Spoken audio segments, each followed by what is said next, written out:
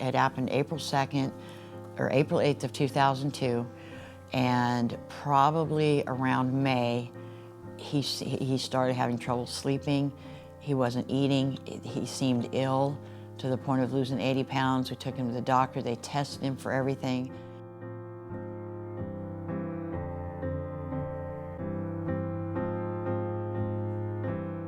In December of 2002, all of us and my parents were on our way to dinner, and my husband made a comment to my dad, "Are they following us?" And my dad said, "Yeah, they are." And my dad told me it was 4 officers and they were in uniform and they followed us to Christmas dinner. And I had no idea. All through dinner, I kept wondering why my husband kind of seemed detached from the conversation.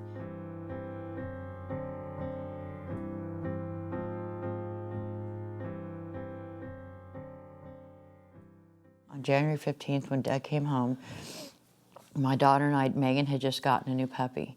And Doug and I had talked twice that day on the phone. And he was, because we lived so close to the prison, he always was home at a certain time. He'd be home by 3:30. We were going to take the puppy to the vet. Well, he got home at 3:45, which was odd because he was 15 minutes late and he was never late. He didn't call. Well, he finally pulled up and he seemed real, not so much disoriented, but antsy. He just, you know, he kind of walked in the garage and he walked back out and I'm, honey, change your uniform. Changing. We got to go to the vet. We're going to the vet. We got to be there at 4 o'clock. We drove away and he was behind us. And at there's 2 separate directions you could go to get to the vet. And a big joke with Doug and I, Doug would always try to, if there was a different route you could take but meet up in the same place, he'd always be the one to go off the other way. To see who could get there first. To see if he could beat me. And I told Megan and her friend, "Oh, Daddy's trying to beat us." Well, I got to the vet, and like I said, the appointment was at 4. I got there at 4, and within 5 or 10 minutes, I started, you know, "Where's Daddy? Daddy should be here by now." So I called him on his cell phone, and he didn't answer. When we were driving back home, instead of going the way we came, we went the way that he came to see if he had gotten in a car accident, we would have seen it. But when we got almost to our street and there was nothing wrong, I kind of looked at Mom and I was like, "What's going on?" And when we got to the top of our hill, I looked around the corner and my dad's truck was parked in front of the house.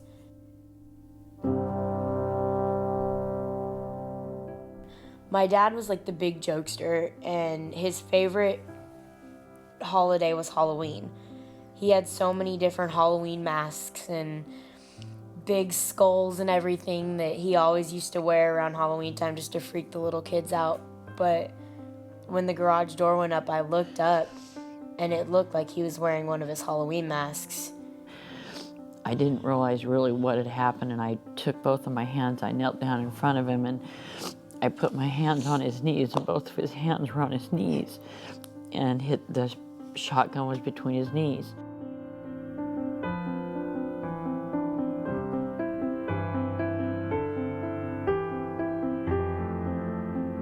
He was a man of tremendous honesty and integrity.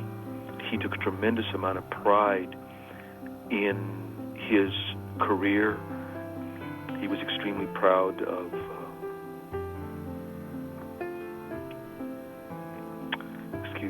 Oh, I'm sorry.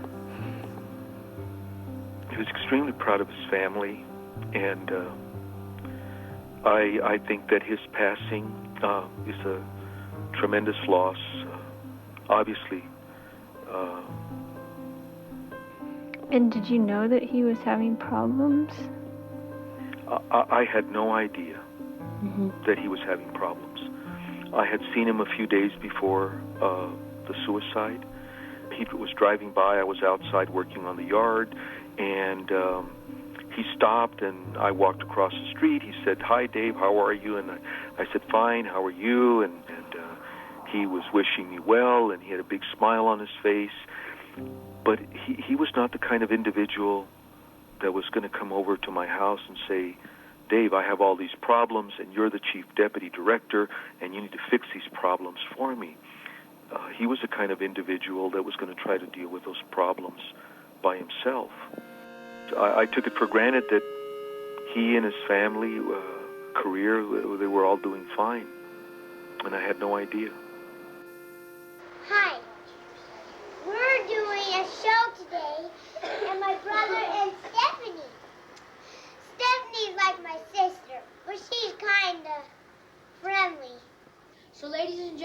Sit back and relax and prepare to be amazed as we perform the metamorphosis. Oh, ma'am, I need you to come up and watch us, please. You can stand right over there. Thank you. Ma'am, spectator ma'am, can you come up here and check out the box, make sure it's nice and solid? There's one knot. Here's two. Into the box. Ma'am, stop tying things on the shelving. Come help me. And with the use of my magic curtain. Here we go. Ladies and gentlemen, don't take your eyes off the metamorphosis, because it happens once, only once, and it's very fast. 1, 2, 3. It's me. Don't want to try, Dad? Outstanding. Good job. Doug Piper wrote 4 suicide notes, one to his wife Yvette, one to each of his children, and one to the Department of Corrections. In these letters, he wrote that his job killed him. He just wrote them, wanted to get the facts out there as far as who was responsible, what they were doing to him at work, listing their names, the fact that his job had caused him to do this. Like I said, he said he loved us and he'd miss us.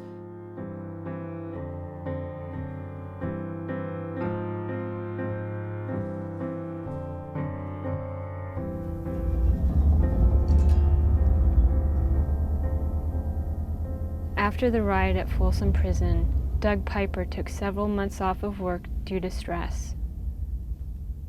During that time, Max Lemon started having a hard time at work.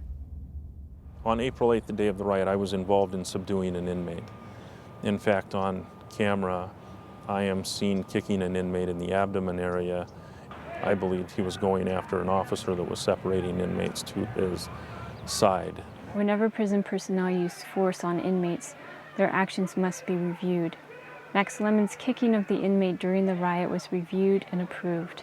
His use of force was not considered excessive. Towards the end of April, May, a copy of the evidence tape was leaked to KCRA News 3 in Sacramento, and they ran a news release that Friday. The news broadcast showed this footage from the evidence tape of the riot and highlighted Max kicking an inmate. It was bad press for the prison. And the warden called me and told me that I was being placed under investigation.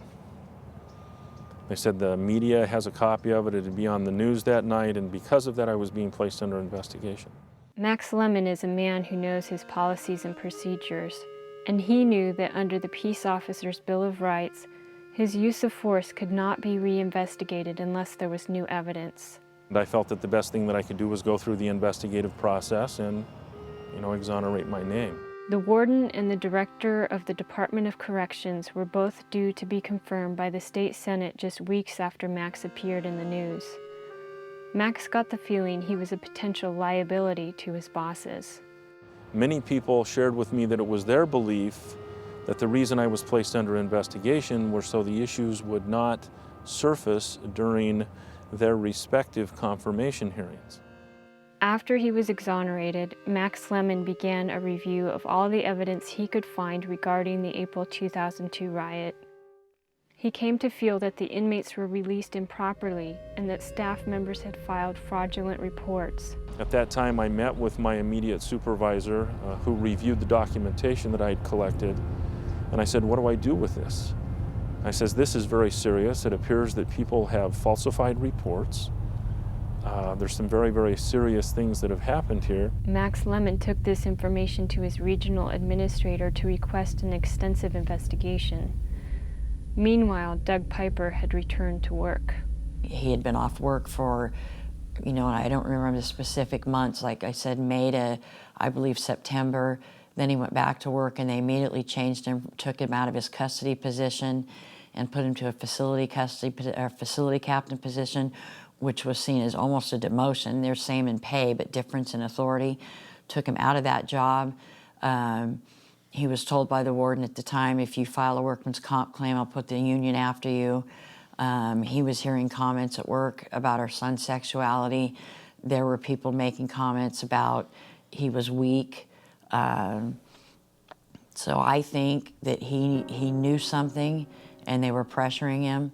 After several months, Max Lemon's proposed investigation of irregularities at Folsom was approved.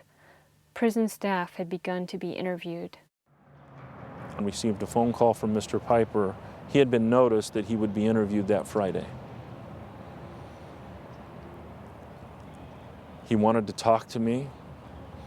I told him I was in a meeting, which I was at the time he called, and that I'd like to meet with him later that afternoon, or he could give me a call that night because I'd be at the institution working late on an assignment.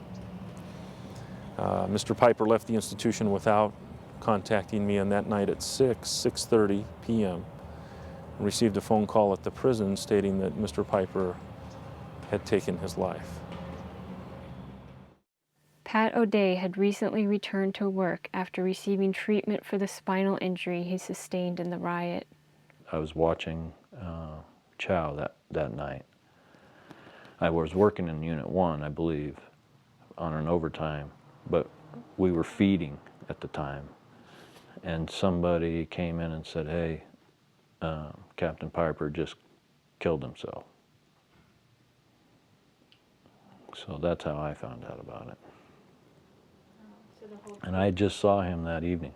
Oh, did you? Yep, I was standing there looking at the yard, and I felt like somebody was looking at me. And I turned around, and he was looking at me. And he came over to me, and we just kind of exchanged pleasantries and stuff, and he had said,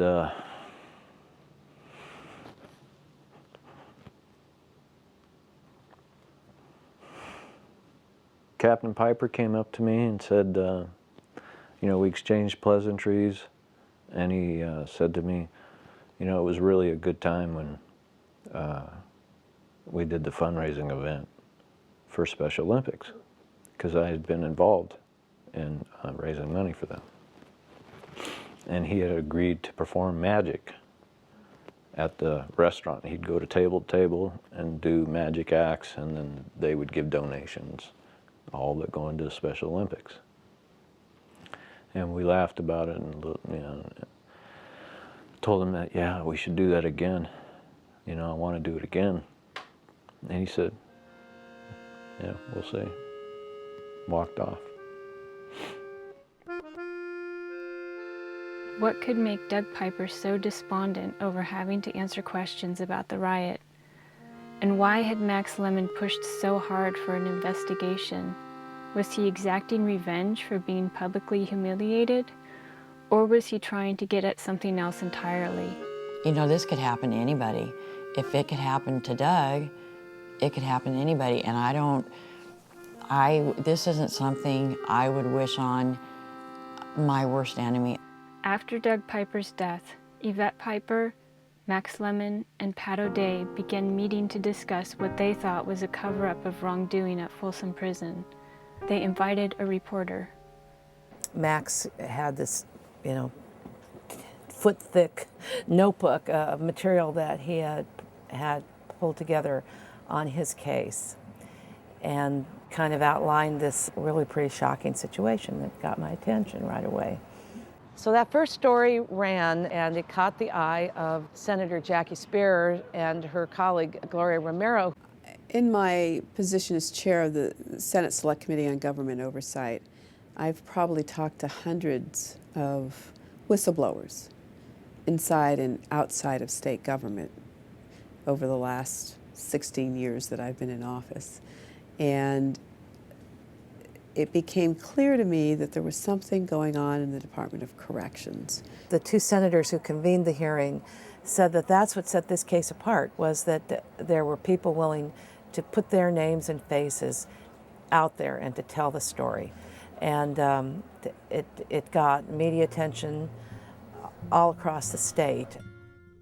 When politicians in California talk about reforming the prison system, often what they mean is that they want to rein in the power of the Prison Guards Union, the CCPOA. CCPOA stands for California Correctional Peace Officers Association, and it's arguably the most powerful union in the state. Arnold Schwarzenegger was the first governor in at least a decade that had been elected without the support of the CCPOA. That's one of the reasons Californians saw an opportunity for change in the massive prison system when Schwarzenegger was elected.